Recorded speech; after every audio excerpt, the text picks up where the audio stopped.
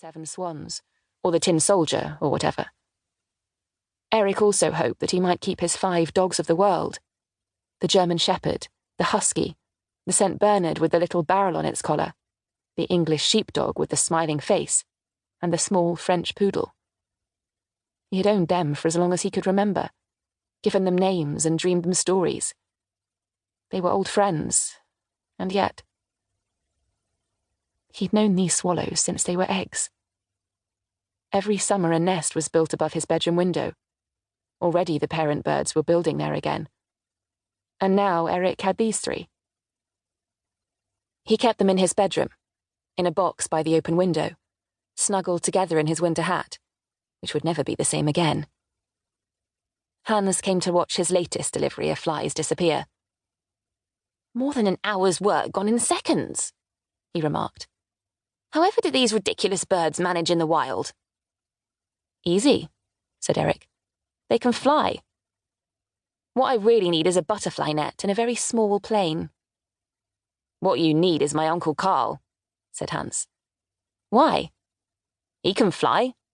And he's mad like you. I'll tell him about you, next time I see him. Have you given them names?" Eric laughed and shook his head. So Hans named them on the spot: Cirrus, Nimbus, and Cumulus. "Cumulus is the fat one," he said. "He's my favourite. I shall go and catch his supper right now." After that, Hans stopped charging for his flies, and he was a great help to Eric because the little birds were constantly hungry. They were growing so fast that every few hours they seemed to change, real colours replacing the down, their pin feathers coming through on their wings. All 3 of them stronger every day, stretching out a wing, jostling for the next beakful of food. "How did you learn to care for them?" asked Hans. And Eric explained that 2 years before, it had happened just the same. A nest had fallen, and he had scooped up a nestling and fed it on baby food. Bread and milk. And it had died. He wouldn't make that mistake again, though, he said. Flies. That's what his swallows needed. From 4 in the morning until darkness at night. Flies by the dozen, flies by the 100.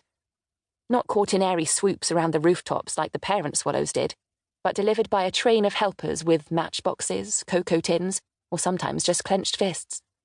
Up and down the building stairs, driving the occupants mad. "Wash your hands," his mother ordered the children, with every new delivery, and sent them to the kitchen sink and made sure they did it properly. The soap wore out, and people got so tired of washing they stood under the windows and yelled instead, "Eric, I bought more flies." "How much longer?" asked his mother, and Eric said perhaps a week or a little more. "A week or a little more?" she groaned, and suggested egg yolk, minced sausage, and canary seed soaked in water. Eric shook his head. He dared not risk it. "Well, well," said his mother. "I suppose you must do what you can." Eric did, though it wasn't easy. To part with the German Shepherd, who he'd named Otto after his father who had died before he was born. With dear, brave Brandy, hero of so many imaginary snowbound adventures. Comet, the blue-eyed, curly-tailed, moonlight-coloured husky. Tessa, the smiling sheepdog. "Take care of her," said Eric, as he handed Tessa to her new owner.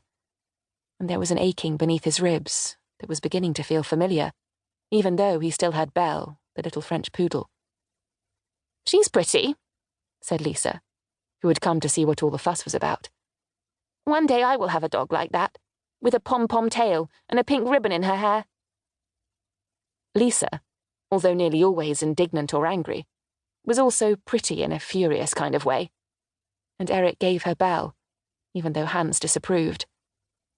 "She got exactly what she wanted then," he grumbled, when Lisa, clutching Belle, had run away downstairs again. "Good," said Eric. On the 14th day after Eric found them, his 3 swallows flew from his open window, straight from his hand into a bird-filled apricot evening sky, joining dozens of others circling the roofs and eaves and skyways of the city. Never ever had Eric known such illuminated joy, such a